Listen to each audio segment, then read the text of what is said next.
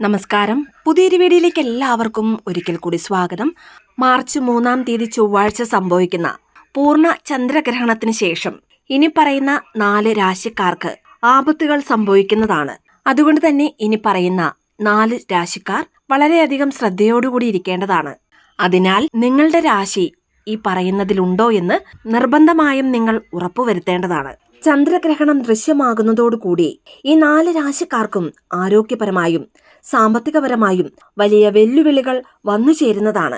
അതുകൊണ്ട് തന്നെ ഈ ദുർഘടകരമായ ഈ ഒരു കാലഘട്ടത്തെ അതിജീവിക്കുവാൻ ഈ 4 രാശിക്കാരും ചെയ്യേണ്ട മന്ത്രജപങ്ങൾ, ദാനധർമ്മങ്ങൾ, ചെയ്യേണ്ട വഴിപാടുകൾ ഇവയെക്കുറിച്ചാണ് ഇന്നത്തെ വീഡിയോയിലൂടെ പറയാൻ പോകുന്നത്. അതിനു മുൻപായി ഈ ചാനൽ ആദ്യമായി കാണുന്ന എല്ലാവരും സബ്സ്ക്രൈബ് ചെയ്യുവാനും അടുത്തുള്ള ബെൽ ബട്ടൺ പ്രസ് ചെയ്യുവാനും മറക്കരുത്. അപ്പോൾ എല്ലാ ദിവസവും ഇടുന്ന വീഡിയോസിന്റെ നോട്ടിഫിക്കേഷൻ ഉടൻ തന്നെ നിങ്ങൾക്ക് ലഭിക്കുന്നതാണ്. ആദ്യം തന്നെ ചന്ദ്രഗ്രഹണം നടക്കുന്ന സമയവും അതിന്റെ സവിശേഷതകൾ എന്തെല്ലാമാണെന്ന് നോക്കാം. 2026 മാർച്ച് 3-ാം തീയതി ചൊവ്വാഴ്ചയാണ് ഇത്തവണത്തെ പൂർണ്ണ ചന്ദ്രഗ്രഹണം നടക്കുന്നത്. മാർച്ച് 3-ാം തീയതി ചൊവ്വാഴ്ച ഉച്ചയ്ക്ക് ശേഷം 3:10 ആരംഭിച്ച് വൈകുന്നേരം 6:47 ചന്ദ്രഗ്രഹണം അവസാനിക്കുന്നത്. ഭൂമിയുടെ നിഴൽ ചന്ദ്രനെ പൂർണ്ണമായി മറയ്ക്കുന്നതിനാൽ ചന്ദ്രൻ ചുവപ്പ് നിറത്തിൽ ദൃശ്യമാകും. ഇതിനെ ബ്ലഡ് മൂൺ എന്നാണ് വിളിക്കുന്നത്. ഇന്ത്യയിൽ ഈ ഗ്രഹണം വ്യക്തമായി ദൃശ്യമാകുന്നതുകൊണ്ട് തന്നെ അതിന്റെ പ്രത്യാഘാതങ്ങൾ ഇന്ത്യയിൽ കൂടുതലായിരിക്കും. ഇനി ഗ്രഹണ സമയത്തു പാലിക്കേണ്ട പൊതുവായ കാര്യങ്ങൾ എന്തെല്ലാമാണെന്ന് നോക്കാം. ഒന്നാമതായി, ഗ്രഹണ സമയത്ത് ഭക്ഷണം കഴിക്കുന്നത് പൂർണ്ണമായും ഒഴിവാക്കേണ്ടതാണ്. മാത്രമല്ല, വീട്ടിൽ പാകം ചെയ്തു വെച്ചിരിക്കുന്ന ഭക്ഷണ പദാർത്ഥങ്ങളിലും പാൽ, തൈര്, അരി, പഞ്ചസാര തുടങ്ങിയ എല്ലാ ഭക്ഷണ പദാർത്ഥങ്ങളിലും ഗ്രഹണകിരണങ്ങൾ ഏൽക്കാതിരിക്കുവാൻ ഗ്രഹണത്തിന് മുൻപ് തന്നെ ഭക്ഷണ പദാർത്ഥങ്ങളിൽ ദർഭപുല്ലോ തുളസിയിലയോ ഇട്ടുവെക്കേണ്ടതാണ്.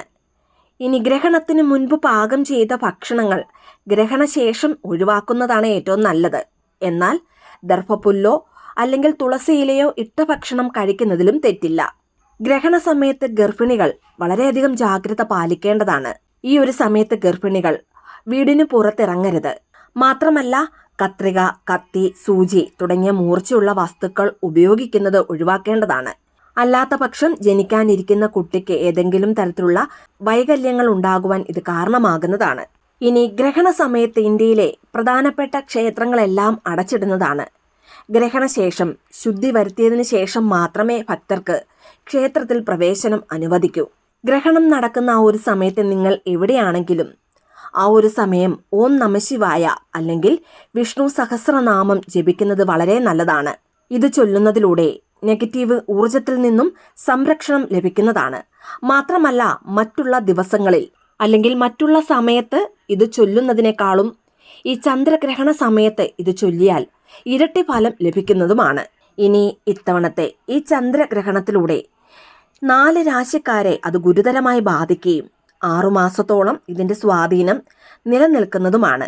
ഒന്നാമതായി ഇടവം രാശിയാണ്. കാർത്തികയുടെ അവസാനത്തെ 1/4 ഭാഗവും രോഹിണിയും മകയിരത്തിന്റെ ആദ്യ പകുതിയും ചേർന്നതാണ് ഇടവം രാശിക്കാർ. ഇടവം രാശിക്കാർക്ക് ചന്ദ്രഗ്രഹണം നടക്കുന്നതോടുകൂടി ആരോഗ്യ പ്രശ്നങ്ങൾ, പ്രത്യേകിച്ച് ഹൃദയ സംബന്ധമായ അസുഖങ്ങൾ ഉള്ളവർ വളരെയധികം ശ്രദ്ധിക്കേണ്ടതാണ്. മാത്രമല്ല, വാഹനങ്ങൾ ഓടിക്കുമ്പോൾ വളരെ ജാഗ്രതയുണ്ടാകുകയും വേണം. ഇനി ഇതിനു പരിഹാരമായി ഇടവം രാശിക്കാർ ഗ്രഹണ സമയത്തും അതിനുശേഷവും ദിവസവും 108 തവണ മൃത്യുഞ്ജയ മന്ത്രം ജപിക്കുന്നത് ഒരു സംരക്ഷണ കവചമായി പ്രവർത്തിക്കുന്നതാണ്. മാത്രമല്ല, ഈ രാശിക്കാർ ഗ്രഹണത്തിന് ശേഷം ശിവക്ഷേത്രത്തിൽ പോയി ഭക്തിയോടുകൂടി ഭഗവാന് വിശേഷപ്പെട്ട അഭിഷേകം വഴിപാടായി നടത്തുന്നതിലൂടെ ഗ്രഹണദോഷങ്ങളുടെ തീവ്രത കുറയ്ക്കുവാൻ സഹായിക്കുന്നതാണ്. ഇനി ഈ രാശിക്കാർ പാവപ്പെട്ടവർക്ക് അന്നദാനമോ പയറുവർഗ്ഗങ്ങളോ ദാനം ചെയ്യുന്നതുവഴി കഷ്ടതകളിൽ നിന്ന് മോചനം ലഭിക്കുന്നതാണ്. രണ്ടാമതായി മകരം രാശിയാണ്. ഉത്രാടത്തിന്റെ അവസാനത്തെ 1/4 ഭാഗവും തിരുവോണവും അവിട്ടത്തിന്റെ ആദ്യ പകുതിയും ചേർന്നതാണ് മകരം രാശിക്കാർ. മകരം രാശിക്കാർക്ക് ഗ്രഹണം സംഭവിക്കുന്നതോടുകൂടി മാനസിക സമ്മർദ്ദവും നിരാശയും ഉണ്ടാകുവാൻ സാധ്യതയുണ്ട്. മാത്രമല്ല, തെറ്റായ തീരുമാനങ്ങൾ എടുക്കാതിരിക്കുവാൻ വളരെയധികം ശ്രദ്ധിക്കേണ്ടതുമാണ്. അതുകൊണ്ട് തന്നെ ഈ രാശിക്കാർ ഗ്രഹണ സമയത്ത് ഹനുമാൻ ചാലിസ പാരായണം ചെയ്യുന്നത് മനസ്സിന് ധൈര്യം നൽകുകയും ശനിയുടെ സ്വാധീനം കുറയ്ക്കുന്നതുമാണ്. ഇനി ഈ രാശിക്കാർ കറുത്ത എള്ള് ദാനം ചെയ്യുന്നതും വളരെ നല്ലതാണ്. ശനിയാഴ്ചകളിൽ എണ്ണയിൽ സ്വന്തം നിഴൽ നോക്കി അത് ദാനം ചെയ്യുന്നതാണ് ഛായദാനം. ഇത് ചെയ്യുന്നതിലൂടെ ദോഷ തീവ്രത കുറയ്ക്കുവാൻ സഹായിക്കുന്നതാണ്. ഇതിനോടൊപ്പം ശനിദോഷ നിവാരണ പൂജകൾ നടത്തുന്നതിലൂടെയും നെഗറ്റീവ് ഊർജം കുറയ്ക്കുവാൻ അത് സഹായിക്കുന്നതാണ്. ഇനി മൂന്നാമതായി കന്നിരാശിയാണ്. ഉത്രത്തിന്റെ അവസാനത്തെ മുക്കാൽ ഭാഗവും അത്തവും ചിത്തിരയുടെ ആദ്യത്തെ പകുതിയും ചേരുന്നതാണ് കന്നിരാശിക്കാർ. കന്നിരാശിക്കാർക്ക് ചന്ദ്രഗ്രഹണം സംഭവിക്കുന്നതോടുകൂടി വിശ്വസിച്ചവരിൽ നിന്ന് ചതി നേരിടുവാൻ സാധ്യതയുണ്ട്. ജോലി സ്ഥലത്ത് സമ്മർദ്ദം അനുഭവപ്പെടാം. ഈ രാശിക്കാർ ഗ്രഹണ സമയത്ത് വിഷ്ണു സഹസ്രനാമം ജപിക്കുന്നത് മനസ്സിനെ നിയന്ത്രിക്കാനും പോസിറ്റീവ് ഊർജം വർദ്ധിപ്പിക്കുവാനും സഹായിക്കുന്നതാണ്.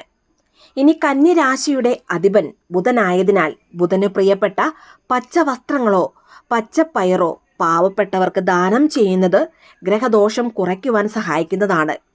ഇനി ബുധനാഴ്ചകളിൽ ഈ രാശിക്കാർ ഗണപതിയെ ദർശിക്കുകയും കറുകപ്പുല്ലുകൊണ്ട് പൂജ നടത്തുകയും ചെയ്യുന്നത് തടസ്സങ്ങൾ നീങ്ങിക്കിട്ടുവാനും നല്ലതാണ്. ഇനി അവസാനമായി ചിങ്ങം രാശിയാണ്. മകവും പൂരവും ഉത്രത്തിന്റെ ആദ്യത്തെ കാൽഭാഗവും ചേരുന്നതാണ് ചിങ്ങം രാശിക്കാർ. ചിങ്ങം രാശിയിലാണ് ഗ്രഹണം സംഭവിക്കുന്നത്. അതുകൊണ്ട് തന്നെ അധികാരവും ബഹുമാനവും നഷ്ടപ്പെടുവാൻ സാധ്യതയുണ്ട്. മാത്രമല്ല നിയമപരമായ പ്രശ്നങ്ങളിൽ ഉൾപ്പെടാതെ ശ്രദ്ധിക്കുകയും വേണം.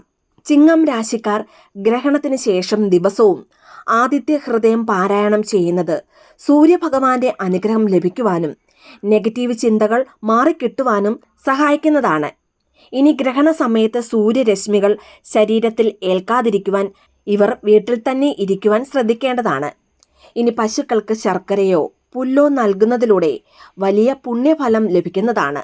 മാത്രമല്ല ഗ്രഹദോഷങ്ങളിൽ നിന്ന് സംരക്ഷണം ലഭിക്കുന്നതുമാണ്. ഗ്രഹണ സമയത്ത് പൊതുവായി ഓം നമഃശിവായ മന്ത്രം ജപിക്കുന്നതും ഗ്രഹണം കഴിഞ്ഞ് കുളിച്ച് വീട് ശുദ്ധി വരുത്തുന്നതും എല്ലാ രാശിക്കാർക്കും ഗുണകരമാണ്.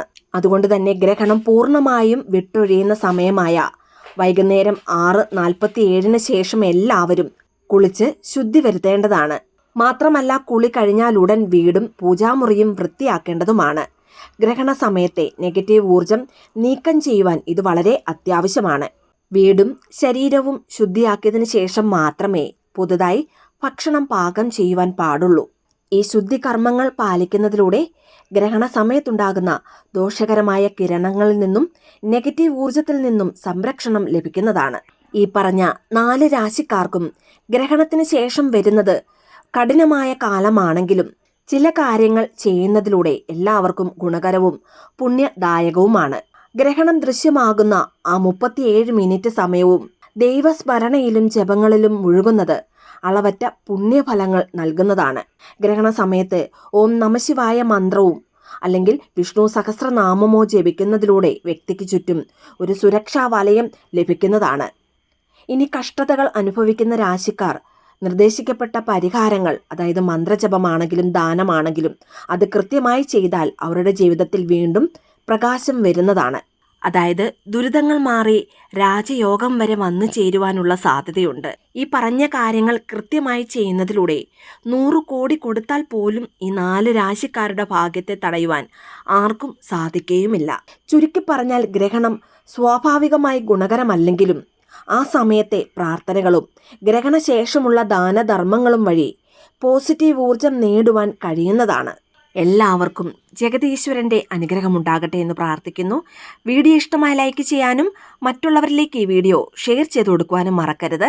ഇതുപോലുള്ള വീഡിയോസിനായിട്ട് ചാനലൊന്ന് സബ്സ്ക്രൈബ് ചെയ്യുവാനും മറന്നു പോകരുത്. വീണ്ടും നല്ലൊരു വീഡിയോ ആയിട്ട് വരുന്നിടം വരെ നന്ദി, നമസ്കാരം.